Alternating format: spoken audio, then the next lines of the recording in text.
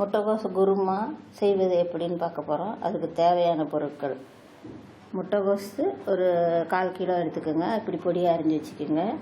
தேங்காய் ஒரு மூடி, மிளகாத்தூள் 1 கப் 1 ஸ்பூன், பச்சை மிளகா 3, கொத்தமல்லி, கருவேப்பிலை, பூண்டு, தக்காளி 3, சின்ன வெங்காயம் ஒரு 10 வெங்காயம் அரிஞ்சு வச்சுக்கோங்க, மஞ்சத்தூள், பெருங்காயம், எண்ணெய், சாம்பார் பொடி ஒரு 3 டேபிள் ஸ்பூன், உப்பு தேவையான அளவு. இவ்வளோதாங்க. செய்முறையை பார்ப்போம். நமக்கு அரைக்க வேண்டிய பொருள்: தேங்காய் ஒரு மூடி திருவி, அதோட மிளகாத்தூள், பூண்டு உரிச்சு வச்சுருக்கோம் 5-6 பல், தக்காளி 3 தக்காளியும் போட்டு சாம்பார் பொடி போட்டு அரைச்சிக்க வேண்டியது. இதில் சாம்பார் பொடிங்கிறது மிளகாத்தூள் கலக்காத சாம்பார் பொடிங்கிறது. முட்டைகோஸ் குருமாவுக்கு இப்போ நம்ம எப்படி செய்கிறதுன்னு பார்ப்போம். முதல்ல வடை சட்டியில் எண்ணெயை வச்சு இந்த வடகம் வச்சுருக்குறோம் இல்லைங்களா, அதை போட்டு தாளிக்கணும். வடகம் நல்லா அப்படி பொரிஞ்ச உடனே அரிஞ்சு வச்சுருக்கிற பச்சை மிளகாய் அதில் போட்டுக்கணும். அப்புறம் வெங்காயத்தையும் போட்டுக்கணும். வெங்காயம் போட்டு நல்லா வணங்கணும்னு முட்டைகோஸை அதில் போட்டு நல்லா வணக்கணும்.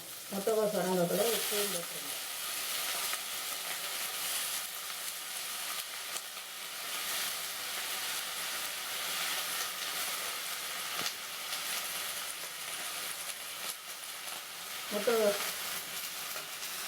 முட்டைகோஸ் நல்லா வணங்கக்குள்ள உப்பு போட்டுக்கணும்.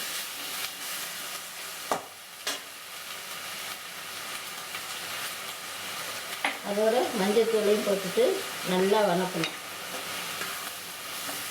இது நல்லா வணங்கினதும் அரைச்சதை வச்சு கொதிக்க விடணும்.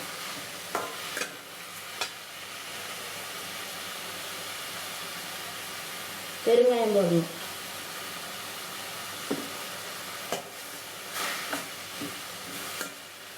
இப்போ அரைச்சிட்டு இது வணங்கினதுக்கப்புறம் அரைச்சதை வச்சு கொதிச்சதுக்கப்புறம் பார்ப்போம்.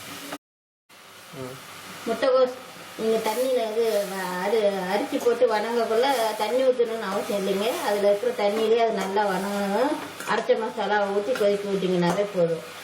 முட்டைகோஸ் குருமாவுக்கு பாருங்கள், நல்லா முட்டைகோஸ் இப்படி வணக்கிட்ட பாருங்க, கொஞ்சம் கூட இது இல்லாமல் நல்லா சினிந்து வணங்கிடுச்சு.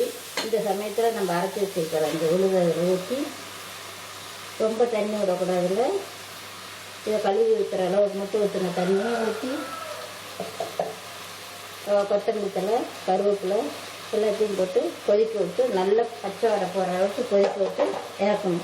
இதாங்க முட்டைகோஸ் குருமா. முட்டைகோஸ் குருமா செஞ்சோம். அது ரெடி ஆகிடுச்சிங்க. அது சாதத்துக்கு போட்டு பிசைஞ்சு சூடாக வத்தால் வச்சு தொட்டு சாப்பிட்டா நல்லாயிருக்கும். நீங்கள் சாப்பிட்டு பார்த்துட்டு உங்களோட கமெண்ட்ஸை எங்களுக்கு போடுங்க.